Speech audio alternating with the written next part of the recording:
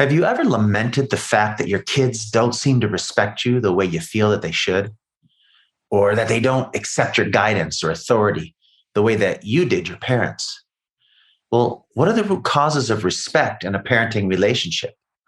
What has changed that makes respect so much harder to get from our kids?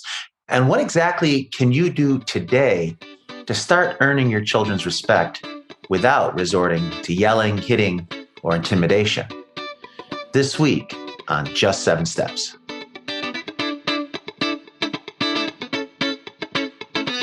Welcome to the Just 7 Steps podcast with Robert Schramm, a board-certified behavior analyst, educator, author, and developer of the 7 Steps to Successful Parenting. For more than 20 years, Robert has been teaching parents and professionals how to support children in developing the values and priorities necessary to live a successful life. In this podcast, you'll hear from some of the biggest experts in the fields of education, parenting, and behavior analysis. So buckle in and get ready for a wild ride where you'll learn to be your best in just 7 steps.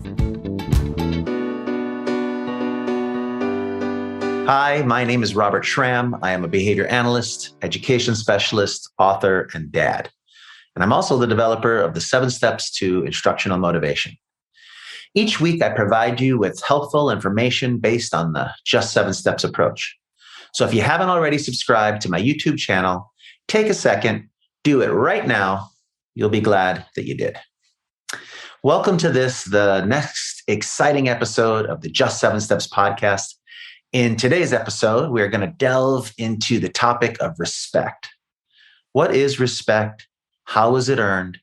And what can we do to keep it? Many parents I speak with, usually fathers, but not always, ask me about how I can get their kids to show them more respect for their authority.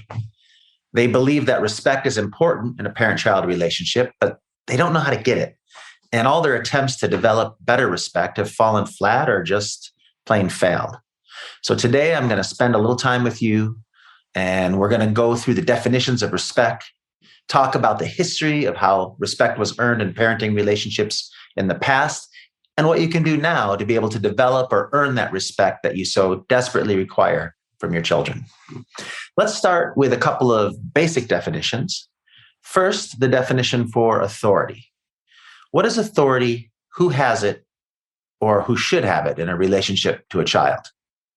According to a quick Google search, the definition for authority means the power or right to give orders, make decisions, and enforce obedience. Wow, there is a lot to unpack there. When looking at this definition, I wonder how much does this term really belong in a child-rearing relationship? For instance, do we as parents want to be seen as giving orders? Is it our intention that we should be able to order our children around to do whatever it is we want from them? Worse than that is even the phrase enforce obedience. That certainly is not the type of language I would normally want to use when talking about helping and supporting a child. Now, I do see the idea of having the power or right to make decisions related to my child as a reasonable expectation in a parenting relationship. But even that power or right needs to have its limits and can be a moving definition based on the child's age, needs, and the current parental relationship. So if authority is not a great word, maybe we shouldn't use it in parenting. And we certainly shouldn't be trying to develop it as it's defined here. But how about the word respect? Respect is defined as a feeling of deep admiration for someone, elicited by their abilities, qualities, or achievements. Now, this sounds like a word I can get behind.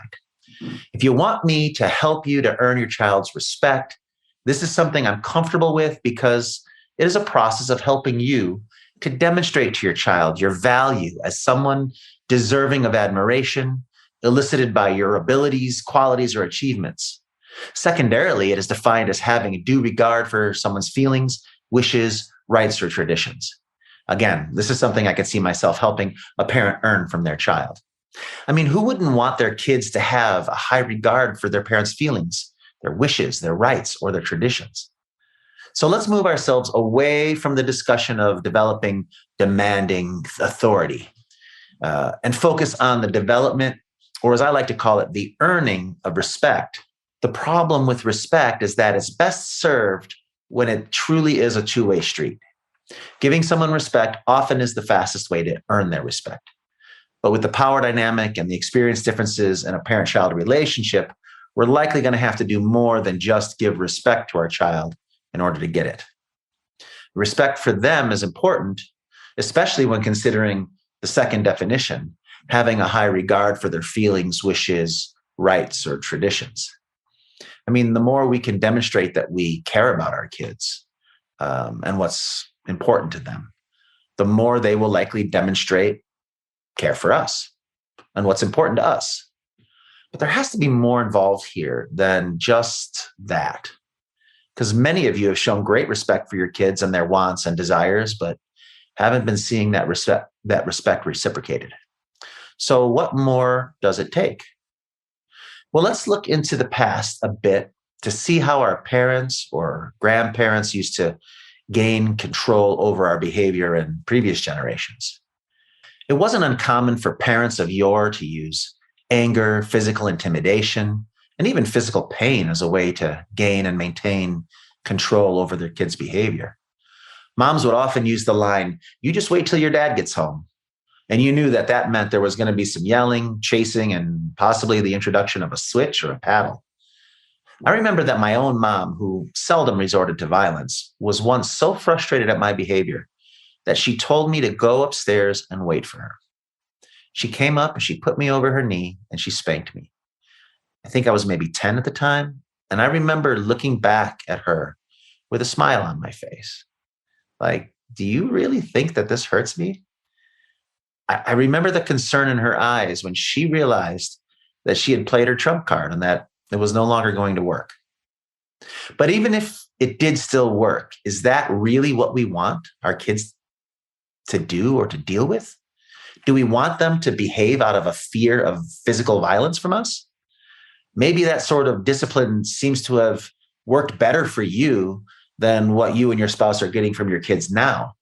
But that is by no means a good reason to start resorting to violence with your children.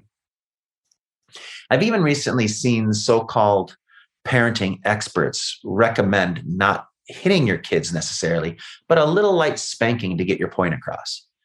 Again, by changing the name of what we do, are we really changing the outcome in any way? What if a light spanking doesn't work? What's next? Do you have to begin to hit harder and harder? What if a slap on the butt doesn't work? What's next? A slap on the face? No, honey, I didn't slap you. I just gave your face a high five. And then what? A boxing match between dad and son in the garage? Now, I'm not going to bore you with all the data and study jargon, but it has become quite clear in the research that children who are hit are more likely to show violence to peers as well as use it against adults. And kids who live in constant fear and intimidation from their parents are often the first to leave home and never look back. Now, maybe you're thinking, well, why would Robert even bring this up? I would never hit my kids. And in this day and age, that makes sense. But how many times on social media have you seen someone say something like this? Dude, my parents used to spank me and I turned out all right. Well, my response to this is always, well, if you're advocating for the hitting of a child as part of your parenting plan, then I would argue you didn't turn out all that okay after all. The truth is, parents used to use these archaic tools to control their children's behavior. And in some instances, it worked to some degree. For some kids, it led to fear-based cooperation and avoidance of violence as a motivator for behavior. But if you've seen any of my previous episodes or participated in the free workshop on my website at just7steps.com/workshop, it's called How Do You Get Your Kids to Listen Without Raising Your Voice or Nagging? If you've seen those, you know that anything you do that makes yourself an aversive or an annoyance to get what you want may work some in the short term, but it often carries with it dangerous side effects. If you want more info on that, check out my other episodes or go to the website for the free workshop whenever you have time.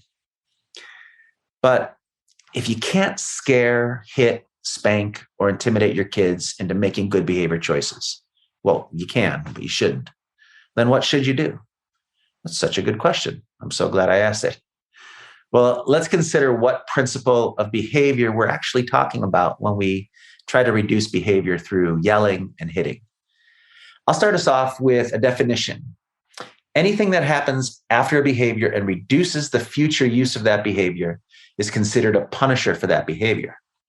Notice we're talking about reinforcing or punishing a specific behavior, not the child overall. You're never going to want to actively try to reinforce or punish a child. The goal is not to change them. We're merely using our understanding of the behavioral principles to help them make better choices while they're growing up. But there are two different types of reduction consequences. There's negative and positive. And when you add something to the environment after a behavior, it's called a positive reduction technique. Positive meaning plus or added, not meaning good. When you remove something after a behavior and it reduces that behavior, it's called a negative reduction technique. And again, the negative stands for minus, not bad. The truth is, when it comes to the reduction of behavior, it is better to use negative or the removals as a consequence than to use positive or additions as the consequence. Let me explain. Yelling at your child, hitting your child, giving your child more work to do are all things that you would add to the environment after a behavior with the goal of reducing that behavior in the future. And even though these positive punishers can work to reduce behavior, they set you up as an aversive stimuli that is the giver of these bad experiences. When someone is regularly giving us the bad experiences, we might reduce our non-preferred behavior in front of them, but we're also going to begin to learn how to avoid and escape their influence. It's just human nature. Now, if we were to avoid adding these bad experiences, such as yelling and hitting, etc., what can we do instead that will result in a reduction in less preferred behavior choices? Well, we still have negative reduction techniques. A negative reduction technique is anything that is removed from the environment after a behavior that makes that behavior less likely to occur in the future. So when we see behavior we cannot ignore, rather than yelling or spanking or giving extra work, we can instead look for reinforcers already available in your child's environment that we can now limit access to for some period of time. Quick example of what I'm talking about here. Your child is watching their iPad and you have a rule that says the volume needs to be low or they need to use their headphones. But as you're talking on the phone, your child has turned up the volume too loud for you to have your conversation. So your reduction choices in the moment are many, but they fall into these two main categories of positive or bad reduction or negative and what I would consider good reduction. You could use the positive. You could yell at your child. You could come over and spank your child. You could make them go out and clean the playroom as a punisher. All of these would be forms of positive punishment. And they might cause your child to start listening, but they would also cause them to have negative feelings towards you and begin to avoid you in the future or see you as just a bad guy who's making their life consistently less enjoyable. Worse yet, once the behavior has ceased, you're still just the person who yelled or who hit. And you can't undo that action immediately when they've started to show better behavior. The alternatives are forms of negative reduction techniques. Again, by negative, we are talking about taking something away from the environment as a consequence. In this instance, we could take the iPad away and we could hold it until our phone conversation is over. Then, if your child is demonstrating positive reactions to this and good behavior, you have a way to undo the action by returning the iPad as a positive reinforcer for making better behavior choices.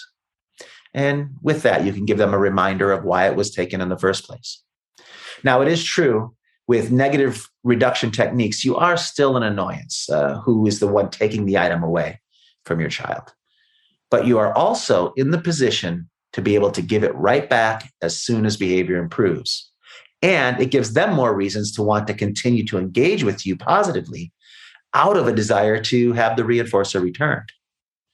Now, remember, we are just talking about reduction techniques here.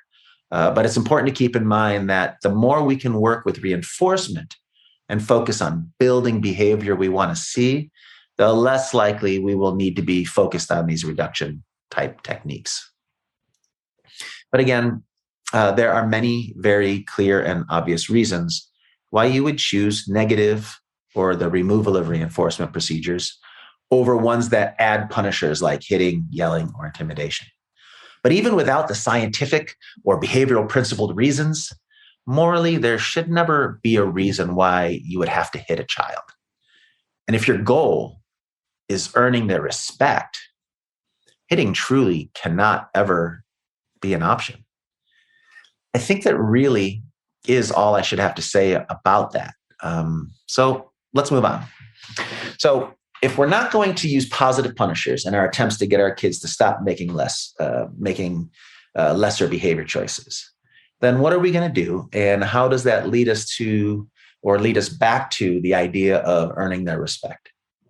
Well, if a child is learning how to make good choices and you are being very clear about your expectations, but also keeping in mind your child's current levels of ability in handling these expectations, you can begin to work in ways that helps develop respect. Let's look back at that definition again. Respect is a feeling of deep admiration for someone elicited by their abilities, qualities, or achievements. Do you think it's possible to yell someone into having a deep admiration for you? Do you think you can hit them into it?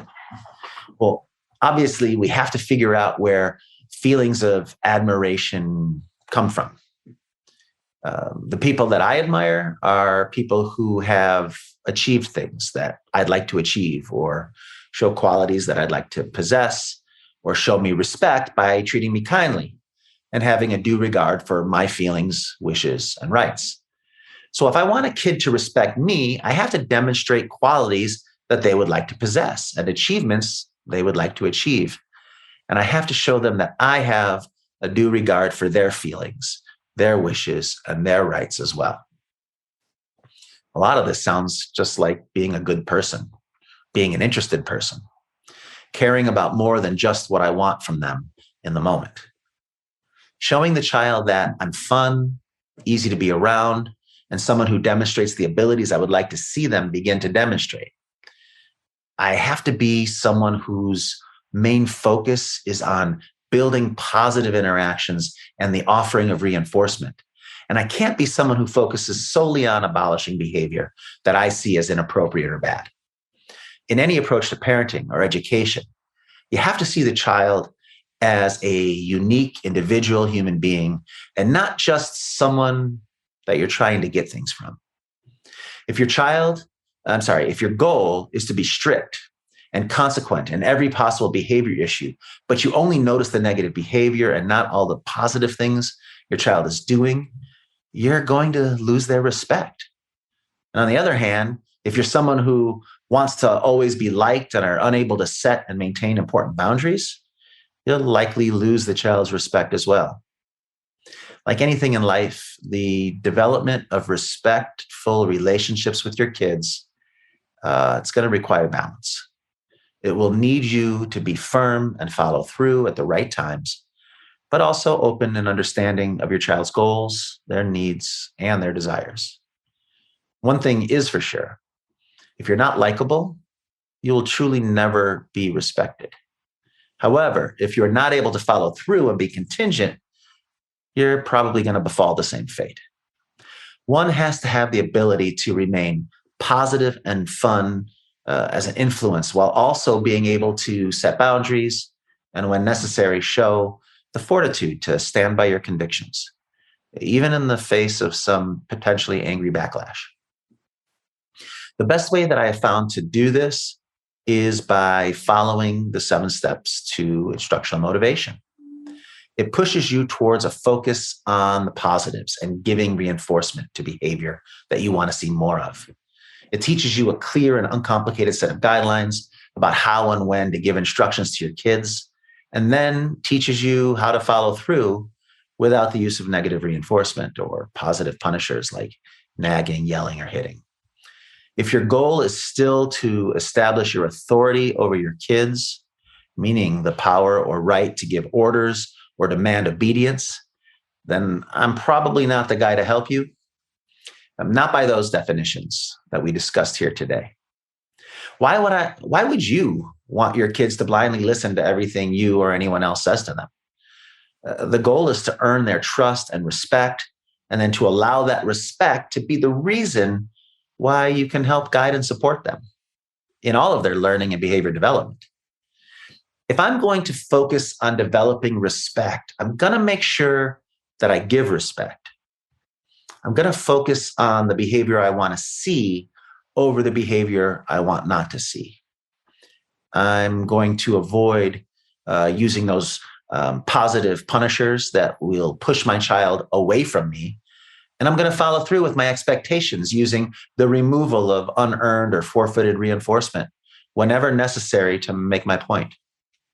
This will also give me an opportunity to return that reinforcement as a giver of good things as soon as I'm seeing better effort or more positive engagement.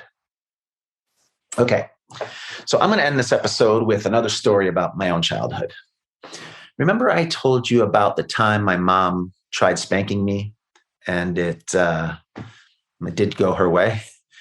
Well, it was a number of years later and I had gotten my driver's license. I was going out for the night and I was given firm instructions about when to be home, where I could go, etc.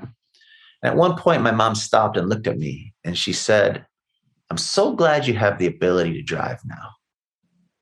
And I asked her why. And she said, "Because for the first time in a long time, I actually have something you care enough about not losing to start listening to our rules." Back when I was able to prove to her that positive punishment like spankings were never going to work again, it was me that was smiling and confident in my position. But it was now her who was able to look at me with a smile, knowing that she had figured out the secret of negative reduction procedures. The ability to remove access to a reinforcer for a period of time depended on my behavior. And in doing so, she had truly earned my respect. And this was evidenced by my improved behavior and cooperation. So in reality, she had always had access to things I would have worked hard to gain and keep access to if she had only seen them for their value as tools to support her in getting her parenting needs met. I mean, TV time, favorite meals, opportunities with friends, free time to go outside, my bike, access to the park after school, game time, movies, trips to the store for a snack or a toy, a ride to school instead of taking the bus, and many more things I could sit down and recount if I was being honest. All of those could have been things that I was earning or not, dependent upon my behavior. And it all would have added to my parents' feelings of success, as well as my own development of more respect for them as my role models and guides. Okay, don't forget to check out www.just7steps.com/workshop for that free workshop I was telling you about, how to get your kids to listen without raising your voice or nagging. It's free, it's on demand, and you will learn so much. Thank you for taking the time to join me today on the Just 7 Steps podcast. If you enjoyed this episode, please take just a moment to leave me a comment, give a thumbs up, share the video with others, and subscribe to our YouTube channel so that you won't miss out on any of our Just 7 Steps videos designed to help parents of children with challenges find your family's path to progress. See you right here next week.